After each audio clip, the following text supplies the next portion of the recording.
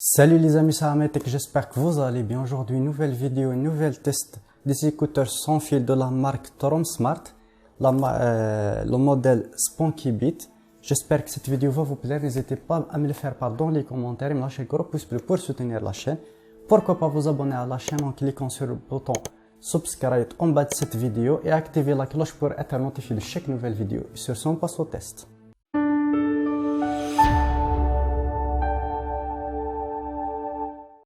Avant de passer au test des oreillettes sans fil de chez Tronsmart, les Spunky Beat, on va tout d'abord faire l'unboxing de la boîte.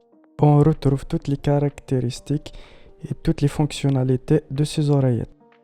Directement à l'ouverture de la boîte, on peut voir les oreillettes ainsi que son boîtier et le support en plastique pour les oreillettes. Il y a deux de plus, une petite et une plus grande, ça dépend de votre oreille. Je vais prendre tout d'abord le boîtier.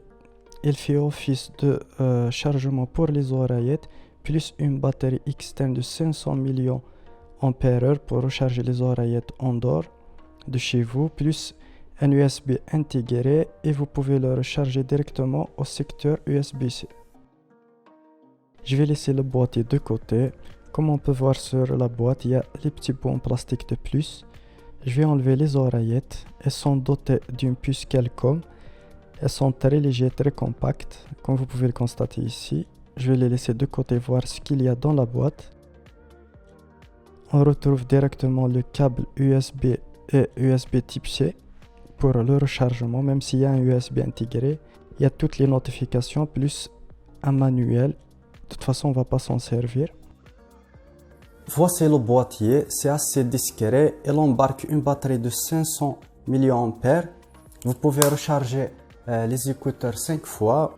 Vous pouvez directement le charger via le câble USB fourni intégré ou bien directement avec son secteur type C. Vous pouvez le charger très rapidement. Avec 3 minutes de charge, vous pouvez écouter jusqu'à 1 heure. Une conception légère et ergonomique tient dans les oreilles en toute sécurité et confortablement. Elle ne tombe jamais même quand vous faites du sport. Maintenant, je vais faire la liaison avec mon smartphone. Je vais ouvrir mon Bluetooth. Je vais aller sur les paramètres Bluetooth et je vais enlever une des oreillettes et je clique sur rechercher. Je vais cliquer sur les oreillettes comme vous pouvez le constater ici. Et le tour est joué. La liaison est bien faite. Vous cliquez une fois pour faire pause ou bien l'inverse pour faire play. Deux fois pour l'assistance Google. Elles ont chacune un bouton tactile avec des LED. Avec un système magnétique, il suffit juste d'enlever une et la synchronisation se fait automatiquement avec votre smartphone.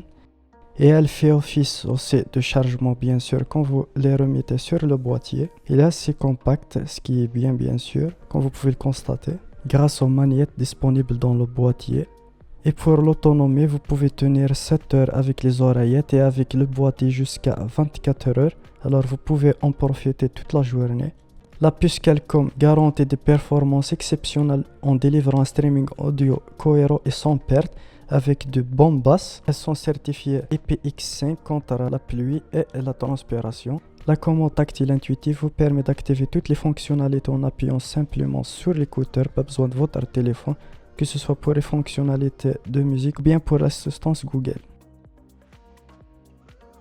Pour les oreillettes sont très bien conçues avec une bonne ergonomie, ça tient très bien dans les oreilles. Vous pouvez cliquer une fois pour faire pause au play, deux fois pour l'assistance Google, ou bien cliquer 3 fois pour la piste suivante, ou bien 3 fois dans l'autre côté pour la piste précédente. Pour le Bluetooth, elle embarque le Bluetooth 5.0, ce qui est bien. Pour les points négatifs, il y a la sensibilité du tactile, c'est trop sensible. Un petit faux geste et vous cliquez sur pause. Et pour la transmission entre les oreillettes, elle est un petit peu faible. Vous pouvez couper la transmission en bouchant vos oreilles, par exemple, contrairement au QCY. Pour la qualité, il y a un volume qui est raisonnable avec une immersion stéréo qui est parfaite. Ni trop de basse, ni trop d'aigu. C'est parfait pour écouter de la musique. Et pour les appels, c'est pratique puisqu'il embarque un microphone doté d'une technologie de réduction de bruit, ce qui va vous permettre de parler et avec une faible latence. Il n'y aura pas de décalage entre vous et la personne avec qui vous parlez. Ça sera très bien clair. Il va vous entendre très bien. Personnellement, j'adore ces oreillettes. Elles ont un rapport qualité-prix exceptionnel avec une qualité exceptionnelle.